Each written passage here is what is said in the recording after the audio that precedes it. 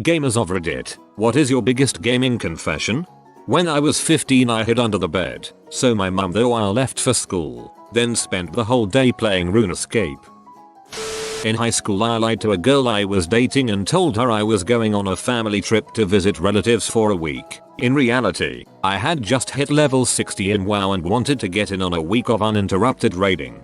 My ex's roommate told his GF he was cheating on her. He wasn't, so she would break up with him and he could continue running arenas.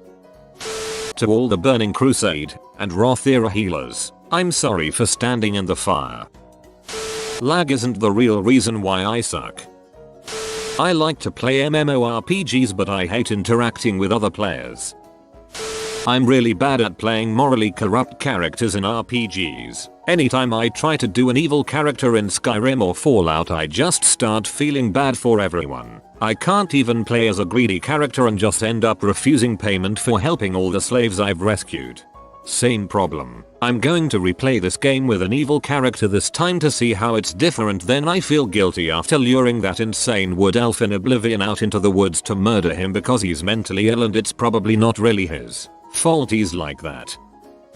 When I play sports video games on single player career mode I put the difficulty way down to become statistically the greatest athlete of all time. I have never played any horror game due to being a huge puss. Right there with ya.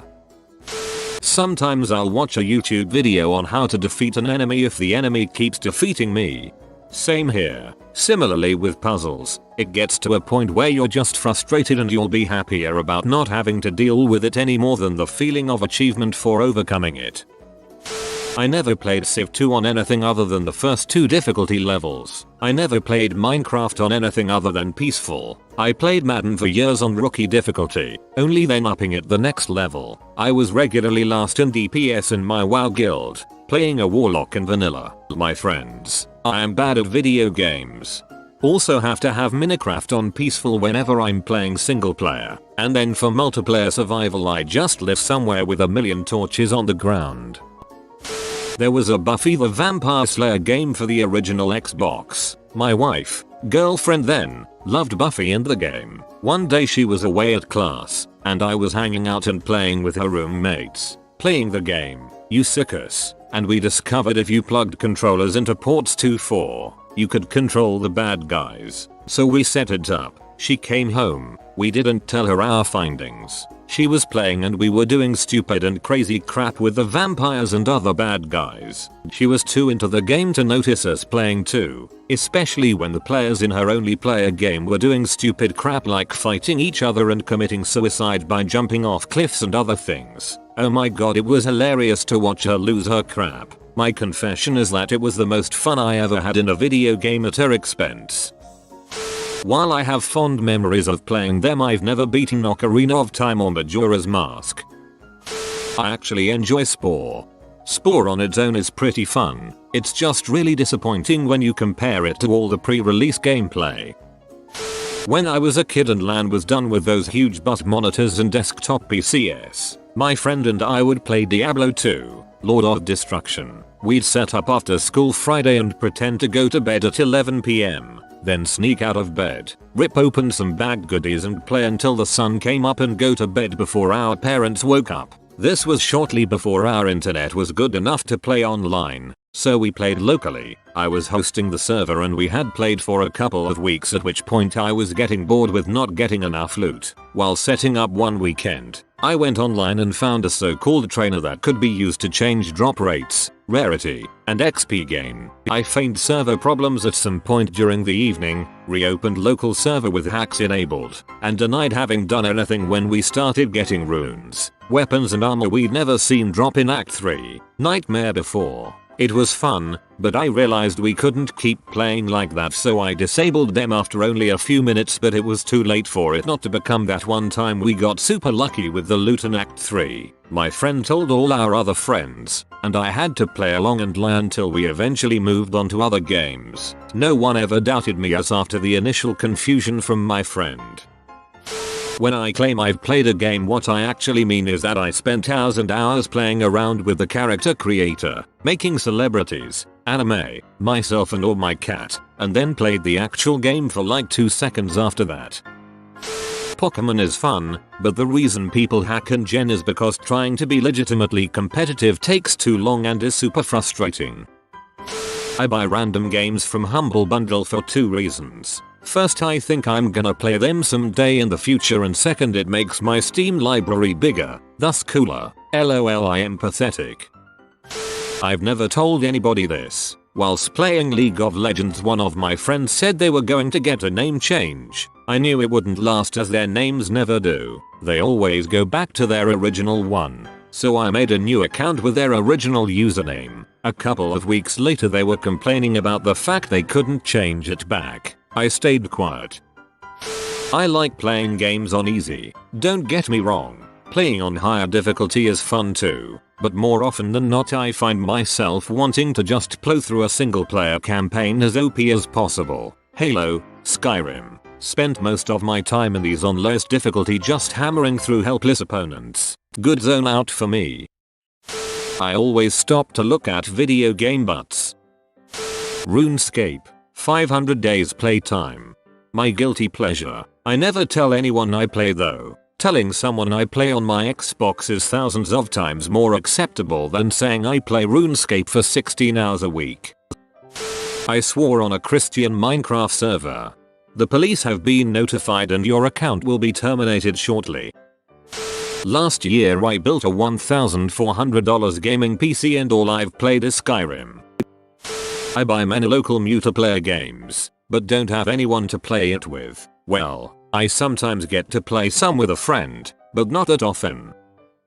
This is more of a console confession instead of a specific gaming confession, but when I was growing up I really wanted a Game Boy when they came out. Unfortunately my mom was raising 2 kids alone at the time and couldn't afford it, so obviously I was heartbroken. Years later, my mom could finally afford a Game Boy SP and I must confess that to this day, it is one of my most prized possessions and I still have it in the body armor that my mom bought for it to prevent scratches. My husband laughed at me the first time he saw it in all its plastic armored glory, but I don't care. That thing will last the test of time.